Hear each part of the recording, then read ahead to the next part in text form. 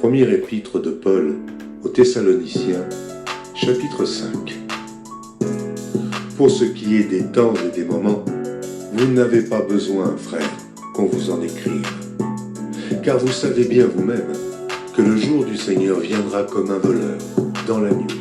Quand les hommes diront « paix et sûreté », alors une ruine soudaine les surprendra, comme les douleurs de l'enfantement surprennent la femme enceinte, et ils n'échapperont point.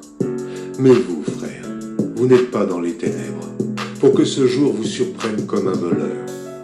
Vous êtes tous des enfants de la lumière et des enfants du jour.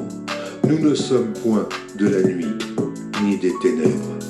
Ne dormons donc point comme les autres, mais veillons et soyons sobres. Ceux qui dorment la nuit, et ceux qui s'enivrent la nuit. Mais nous qui sommes du jour, soyons sobres, ayant revêtu la cuirasse de la foi et de la charité, et ayant pour casque l'espérance du salut.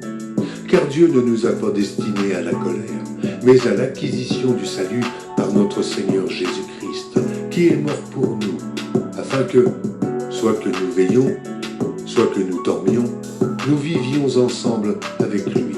C'est pourquoi, exhortez-vous réciproquement et édifiez-vous les uns les autres comme en réalité vous le faites. Nous vous prions, frères, d'avoir de la considération pour ceux qui travaillent parmi vous, qui vous dirigent dans le Seigneur et qui vous exhortent. Ayez pour eux beaucoup d'affection à cause de leur œuvre. Soyez en paix entre vous. Nous vous prions aussi, frères. Avertissez ceux qui vivent dans le désordre, consolez ceux qui sont abattus, supportez les faibles, usez de patience envers tous. Prenez garde que personne ne rende à autrui le mal pour le mal, mais poursuivez toujours le bien, soit entre vous, soit envers tous. Soyez toujours joyeux, priez sans cesse, rendez grâce en toutes choses, car c'est à votre égard la volonté de Dieu en Jésus-Christ. N'éteignez pas l'esprit, ne méprisez pas les prophéties, mais examinez toutes choses, retenez ce qui est bon. Abstenez-vous de toute espèce de mal.